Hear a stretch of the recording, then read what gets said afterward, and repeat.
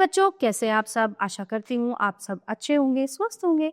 स्वागत है आपका इस कक्षा में। आइए आज हम पढ़ते हैं हिंदी व्याकरण का पाठ 18 कहानी लेखन।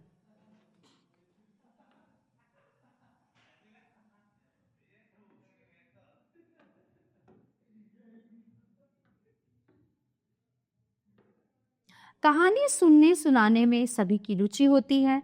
आप अपनी नानी दादी से कहानी सुनाने के लिए मतलब जिद भी करते हैं होंगे। कहानियां रोचक और मनोरंजक होती, साथ ही ये जीवन के लिए कुछ न कुछ उपदेश भी देती हैं। कहानी कितनी रोचक और प्रभावपूर्ण है, ये इस बात पर निर्भर है कि आपने घटनाओं का वर्णन कितने रोचक ढंग से किया है। कहानी लिखते समय ध्यान रखना चाहिए कि तुम्हारी भाषा सरल और स्पष्ट हो। ठीक है। एकता में बल। एक बार एक बूढ़ा किसान बहुत बीमार हो। उसके 4 पुत्र थे जो हमेशा आपस में लड़ते रहते थे, इसलिए उसे उनकी बहुत चिंता रहती थी। उसने अनेक बार उन्हें मिलकर प्यार से रहने को कहा, पर वे उसकी बात पर ध्यान नहीं देते थे। अंत में उसे एक उपाय सूझा। उसने उन्हें बुलाया। उसकी खाट के नीचे 15-20 लकड़ियों का एक गट्ठर रखा था। उसने उस गट्ठर को उनसे तोड़ने के लिए कहा। सबने बारी बारी से उस गट्ठर को तोड़ने की कोशिश की, पर तोड़ न सके। तब बूढ़े किसान ने गट्ठर खोल दिया और सबसे एक एक लकड़ी तोड़ने को कहा, तो सबने अकेली लकड़ी को आसानी से तोड़ दिया।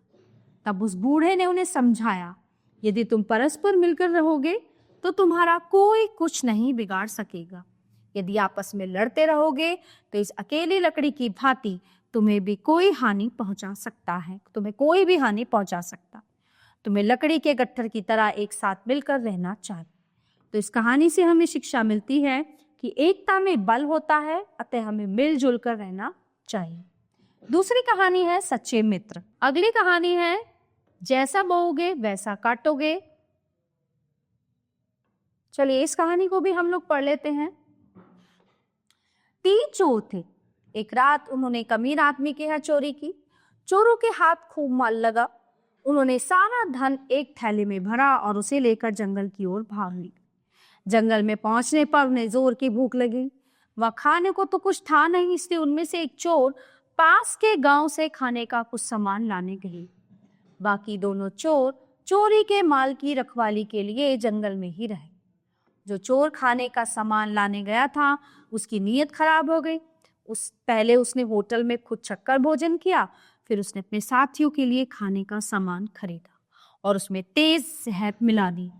उसने सोचा कि जहरीला खाना खाकर उसके दोनों साथी मर जाएंगे तो सारा धन उसी का हो जाएगा। देखो कितनी नीयत खराब हो गई इसकी। इधर जंगल में दोनों चोरों ने खाने का सामान लाने गए, उधर दूसरी तरफ दोनों चोर अपने साथी चोर की हत्या कर डालने की योजना उन्होंने बना ली। वे उसे अपने रास्ते से हटाकर सारा धन आपस में बांट लेना चाहते थे। तीनों चोरों ने अपनी अपनी योजनाओं के अनुसार कार्य किया। पहला चोर जो ही जहरीला भोजन लेकर जंगल पहुंचा, उसके साथ ही दोनों चोर उस पर टूट पड़े। उन्होंने उसका काम तमाम कर दिया। फिर वे निश्चिंत होकर भोजन करने बैठे, मगर जहरीला भोजन खाते ही वे दोनों भी तड़प तड़प कर मर गए। तो इस प्रकार इन बुरे लोगों का अंत भी बुरा हुआ। तो इस कहानी से हमें शिक्षा मिलती है कि बुराई का अंत हमेशा बुरा ही होता है। इसी तरह आगे देखिए, यहाँ पे आपको एक संकेत दिए गए हैं, चित्र दिया गया है। यहाँ पे आपको एक संकेत दिए गए हैं और इन संकेतों के आधार पर आपको इस कहानी को पूर्ण करना है।